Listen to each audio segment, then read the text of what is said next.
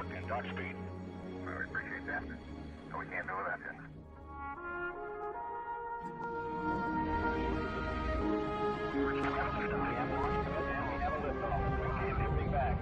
Clear the tower. Roger, clear the tower. Houston is now controlling.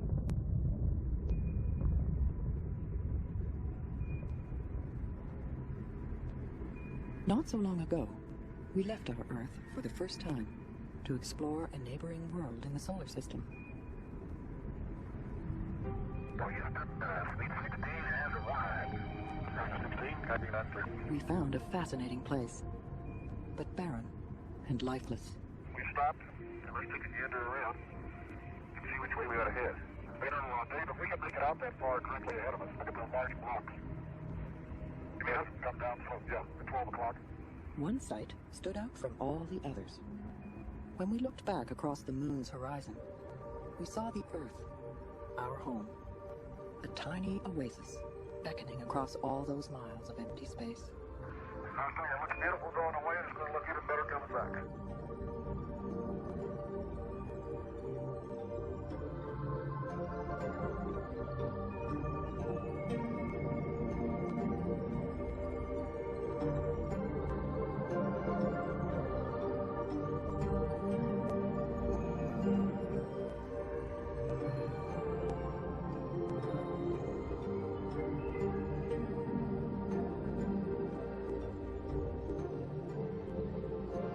To look at our Earth from the outside is to discover an entirely new planet. We can see familiar landforms, like Florida and the Bahamas. But what's most striking from space is that our world, unlike any other we know of, is a world of water. 2/3 of it is covered by ocean, glistening in layers of blue and turquoise through a delicate filigree of cloud. All of it is wrapped in a thin layer of air, shielding its surface from the harsh radiation and cold vacuum of space. If it weren't for this fragile cocoon, our beautiful planet would be as dry and lifeless as our nearest neighbors in the solar system.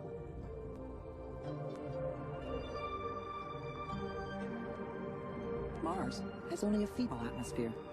It's locked in a permanent ice age. Venus, under a very dense atmosphere, is hotter than an oven. Nothing could live here. As far as we know, only the Earth can support life. To learn more about the unique environment which makes life possible here on Earth, we're now returning to space in a variety of craft. We call this Mission to Planet Earth.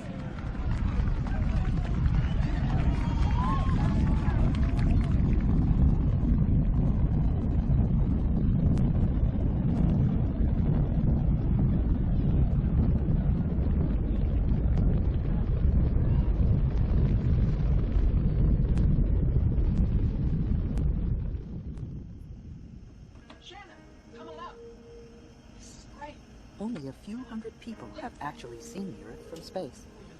Here we can see it as a whole.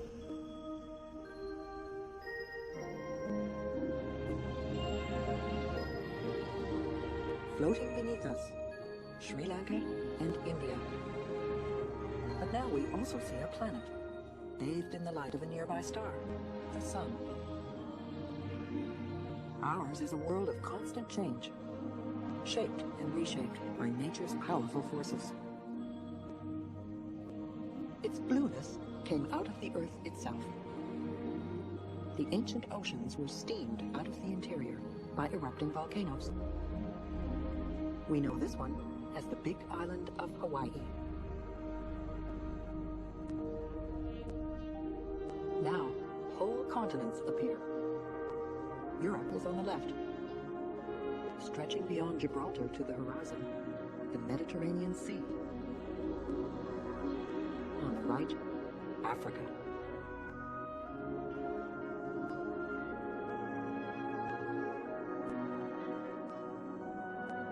Deep in the heart of Africa, we come upon a land of forests, lakes, and rivers.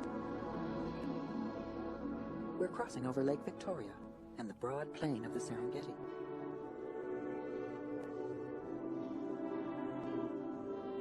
Here beneath us, our planet's systems of water, earth, and air interact to sustain life.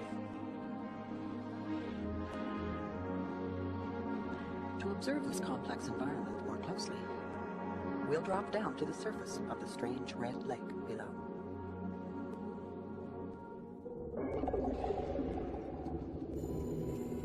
This is Lake Natron.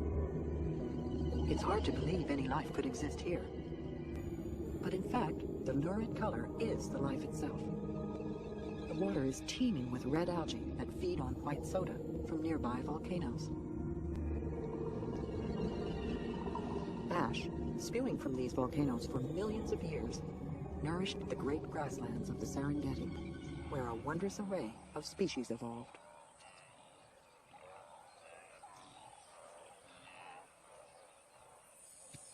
Each depends in some way upon the others.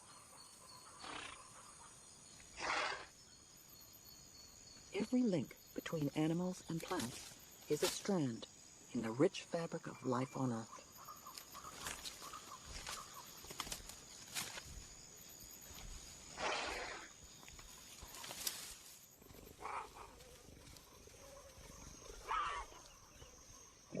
Of all the creatures that evolved in Africa, only one stood upright. Only one developed tools and language. For about 1 million years, humans were hunters and gatherers.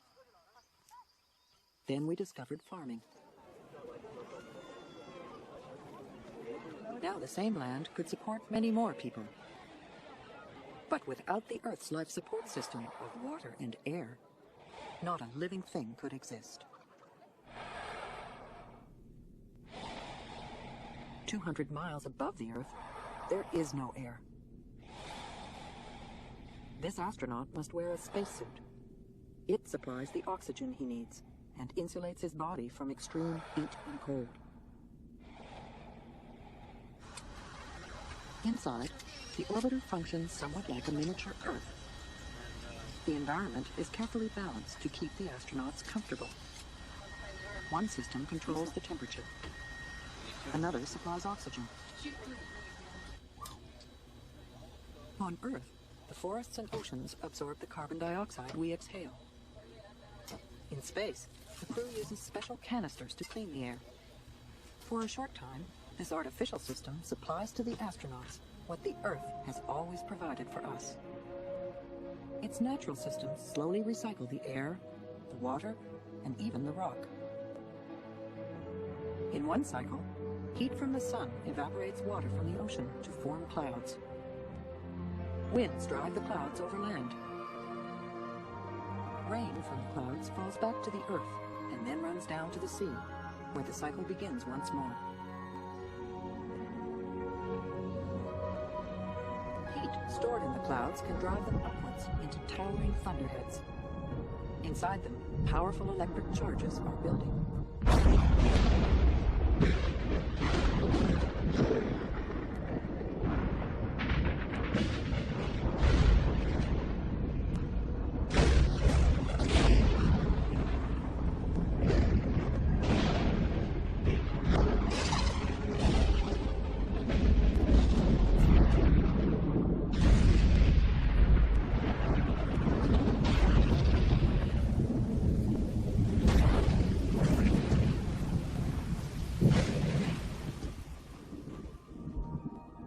You can see lightning on Earth from space. Astronaut Charlie Bolden. Probably my favorite spectacular view is nighttime, watching lightning all over the Earth as it goes from cloud top to cloud top over hundreds of miles, almost as if somebody's conducting an orchestra, you know, and the lights flashing in response to the music and everything. You kind of float up in the window and look for long periods of time in amazement at what's going on down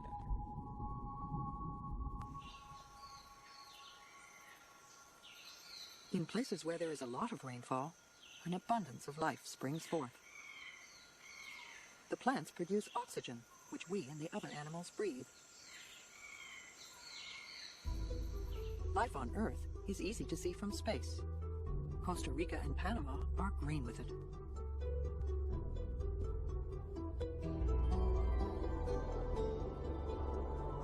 But other places in the world get almost no rain. In the Namib Desert, only wind has shaped the surface, sweeping the parched sand into dunes nearly 1,000 feet high. In some of the driest deserts, people have drilled for water trapped in the rocks deep below the sand. Each one of these tiny circles is an irrigated field, half a mile in diameter. But this is a short-term gain. It will take only 50 years to use up all the water, but more than 10,000 years to replace it. In some regions, like the Sahara, the amount of rainfall can change drastically within a single generation. When we started looking at Lake Chad from space, we saw that it was shrinking. Soon, a wave of droughts brought starvation to the people living here. We don't know why these local changes occur, but we do know that the Earth's climate as a whole has changed over much longer periods. During the last million years, great sheets of ice advanced and retreated several times, burying northern Europe and much of North America. This is the Hubbard Glacier in Alaska.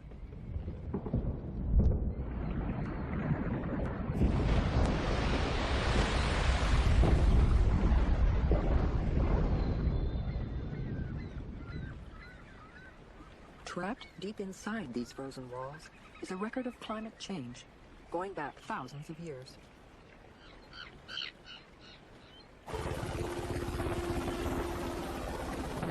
By analyzing samples of the ancient ice, we may learn to predict our future climate.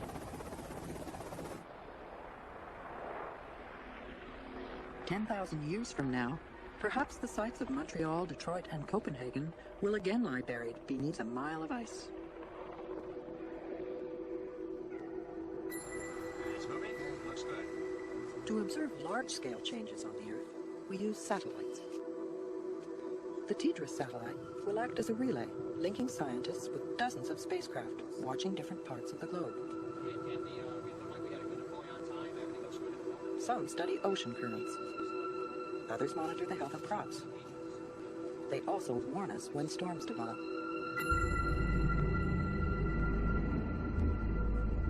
Of all the storms, the most dangerous and unpredictable are hurricanes. Without help from satellites, we could not prepare ourselves for the onslaught.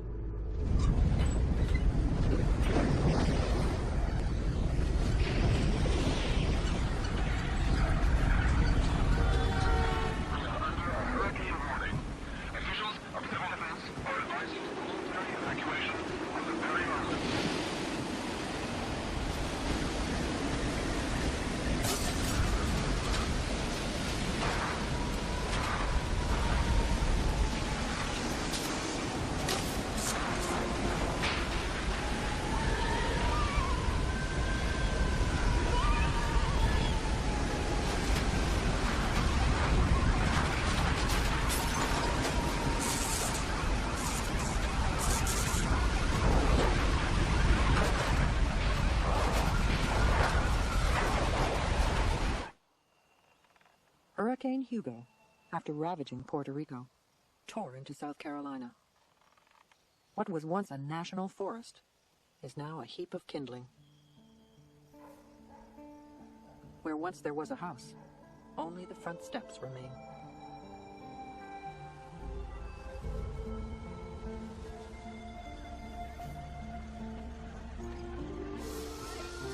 Overnight, nature's fury has devastated entire communities.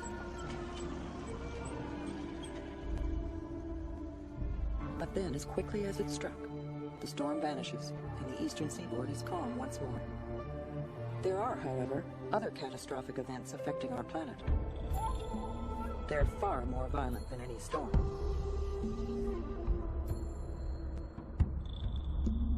The Earth is continually pelted by a hail of objects from space. Most are tiny and burn up in the atmosphere. But every now and then, a big one gets through. Some 30,000 years ago, a piece of an asteroid, weighing perhaps 300,000 tons, slammed into Arizona. It blasted out a crater almost 600 feet deep.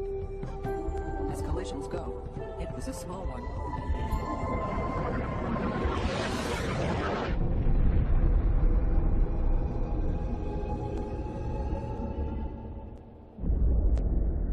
From space, we can see the scars from much bigger impacts on Earth. This one in Canada is 60 miles across. The effects of a similar collision may have wiped out the dinosaurs. The young Earth was once completely covered by impact craters, but most of them have been erased by the powerful forces which keep changing the face of our planet. From orbit, we see evidence for the most astonishing geological discovery of our time. The Earth's crust is broken into about a dozen moving plates. Here, a giant crack extends out to the right from the Sinai Peninsula through the Dead Sea. In a closer view, you can see how the Sinai, shaped like a triangle, has wrenched away from Saudi Arabia on the far right. The rift that opened between them lies under the Gulf of Aqaba.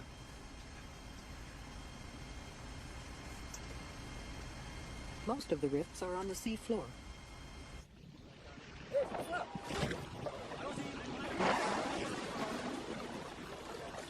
To search for them, we need vehicles similar to spaceships.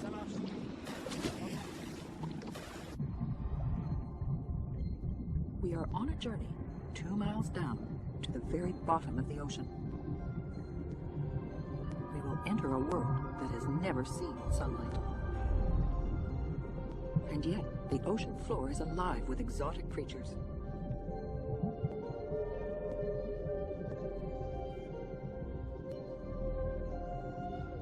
They thrive on nutrients in the water, which is heated by the Earth's great furnace beneath.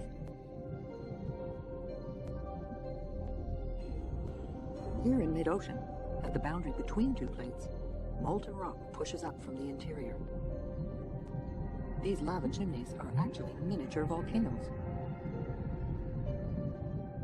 Just as one of the Earth's systems recycles water, another recycles rock.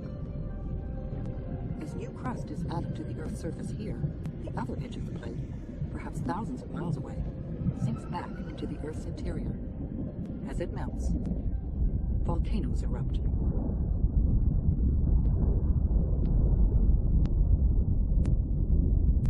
This is Sakurajima volcano in Japan. You can see its smoke all the way from space.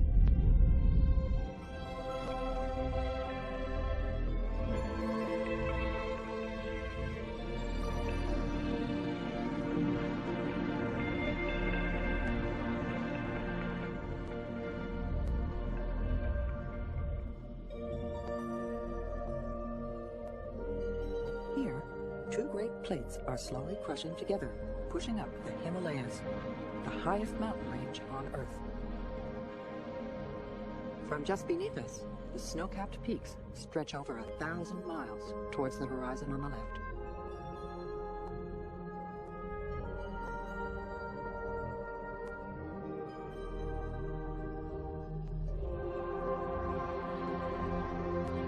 Almost all of North America, here on the right, lies upon a single plate. On the left, the Pacific Plate is sliding northward past it, at the stately pace of a half-inch per year. The Gulf of California, in the center, marks the boundary between the two plates. Along this boundary, the infamous San Andreas Fault runs northward. Using satellite pictures, a computer can take us on an imaginary flight along the San Andreas. The actual height of the terrain has been exaggerated to accent the network of valleys formed by the fault's many traces.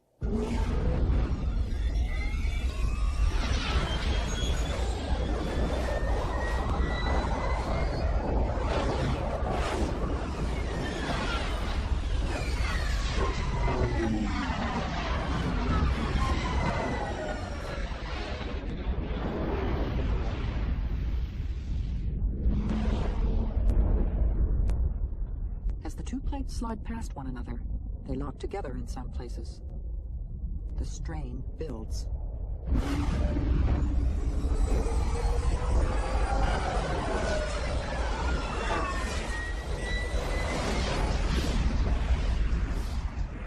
Near San Francisco, the strain reaches the breaking point. Something has to give, and when it does, we are rocked by an earthquake. Magnified by the computer, first a sharp wave traveling at 10,000 miles an hour will moves out from the epicenter. Then comes a series of rolling waves. These inflict most of the damage.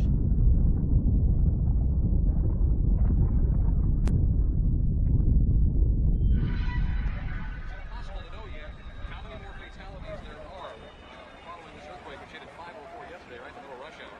The earliest efforts to rescue came last night. All sorts of people, cops, firemen, people right here in the neighborhood, risk their lives to rescue strangers.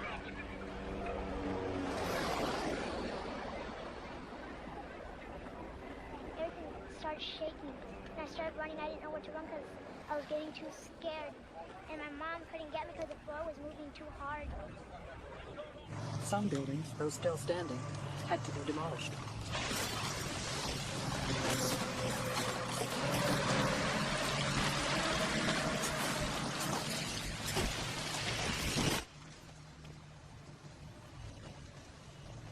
In time, the houses and highways are rebuilt, better designed to withstand the next earthquake.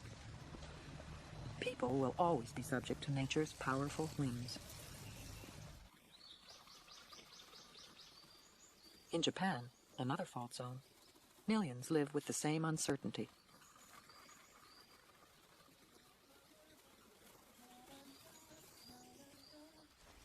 One day, almost certainly, we'll learn to predict earthquakes. But in the meantime, we try to live in harmony with our sometimes turbulent planet. After each assault, we pick up the pieces and carry on.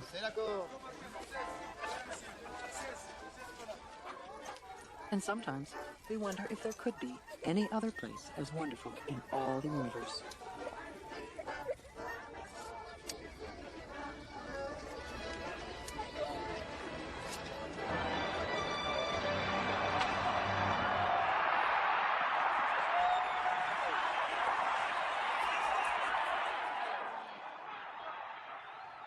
But now a new force, as threatening as any in nature, has begun to change the Earth. We are that force.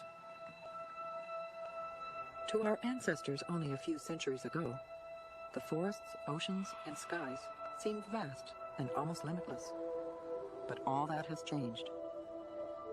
It is only now that we can see it from space that we realize the magnitude of what we are doing to the Earth. As settlers cleared land to create the great farms of the American Midwest, more and more valuable topsoil eroded into the Mississippi. Flowing southward down this great river, the silt is carrying pesticides. They are pouring into the Gulf of Mexico. The Yangtze River in China is a natural conveyor belt for soil from the plateau above it. Now it doubles as a dump for sewage and industrial wastes. But an island far away has become the most eroded place on Earth. Madagascar was once cloaked in lush forest. Now loggers and farmers have cut most of it down. With nothing to cling to, the thin red soil has washed down the mountain slopes into the Betsaboka River, choking its mouth completely. Off the coast of South America, the Atlantic is awash with brown sediment, pouring out from the Orinoco and the Amazon. Upriver lies the largest continuous rainforest in the world.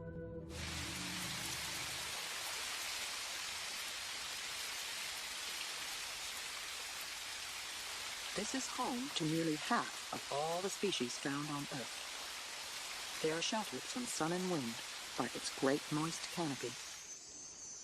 People depend upon the rainforest for food and the rare medicines its plants produce.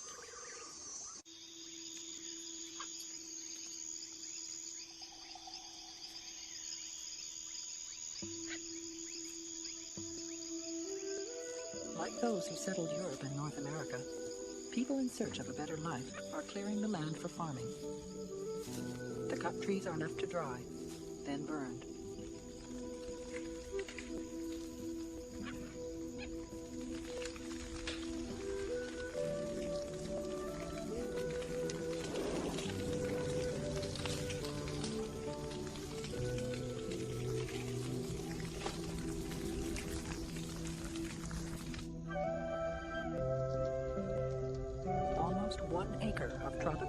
rainforest is destroyed every second.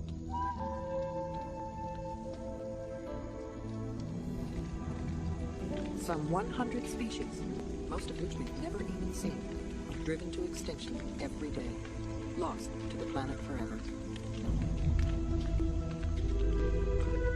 In destroying them, we are tampering with the fabric of life, cutting the very strands that bind us all together.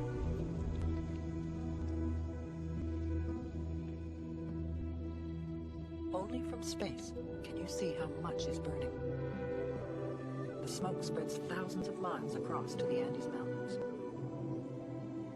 Soon we will see roads here, then farms. Towns will expand to cities.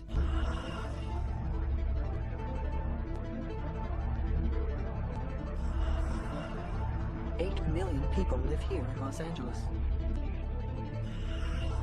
6 million vehicles and thousands of factories release chemicals into the atmosphere. Air Quality Management District. Air quality update for the Los Angeles and Orange County. Adjustment for existing heart or respiratory diseases should reduce physical activities in these areas. Smog permeates the air we breathe. Not only are we polluting our air, we may also be altering our climate.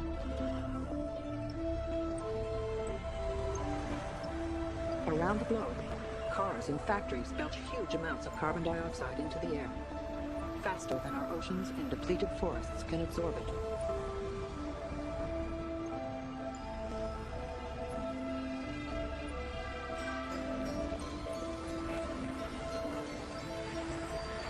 Our numbers are increasing by nearly 100 million every year. We consume enough energy to be visible all the way through space. There are now more than 5 billion of us spread across the Earth. In this satellite view, you can see the continents outlined by the lights of the great coastal cities. In North America, in Europe, and in Asia. But our planet does have limits. The carbon dioxide and other greenhouse gases we produce act like a blanket, trapping the sun's heat inside our atmosphere. Beneath it, the Earth's temperature may be rising. Without intending it, we are now conducting an uncontrolled experiment on the Earth's life support system, and we cannot predict the consequences. But already there are clues. High in the stratosphere, a thin layer of ozone shields us from the sun's deadly ultraviolet rays. You can't see the ozone, but our satellites and other instruments have detected a hole bigger than Europe in the ozone over Antarctica. We have created the hole with chemicals we use in our everyday lives. Faced with this evidence, the nations of the world recently agreed to restrict and eventually ban production of those chemicals. Looking up past the shuttle's tail, astronaut Jim Buckley. Look at how thin the atmosphere is. Everything beyond that thin blue line is a void of space. And everything below it is what it takes to sustain life. And everything that we do to this environment and our quality of life is below that little thin blue line. That's the only difference between what we enjoy here on Earth and the really harsh, uninhabitable blackness of space. That's not very wide, is it?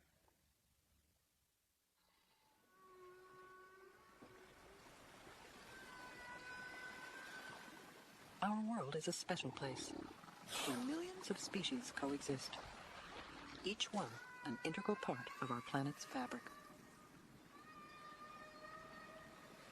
What we do will determine their fate and ours. We can undo the damage we have caused.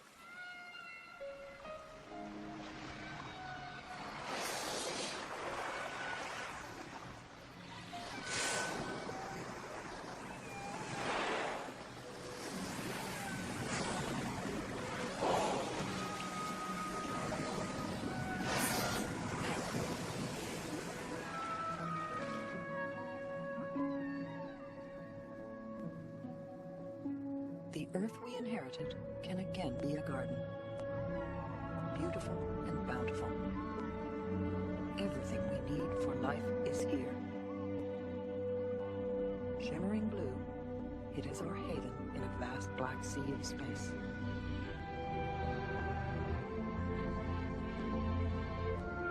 This is our home. It will be home to our children and to their great-grandchildren. It is home to all the nations of the world. It's home to the people of Mexico.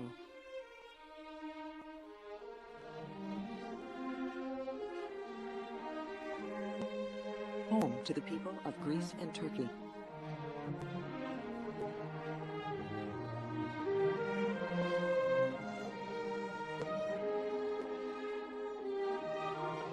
It's home to Israelis and Arabs.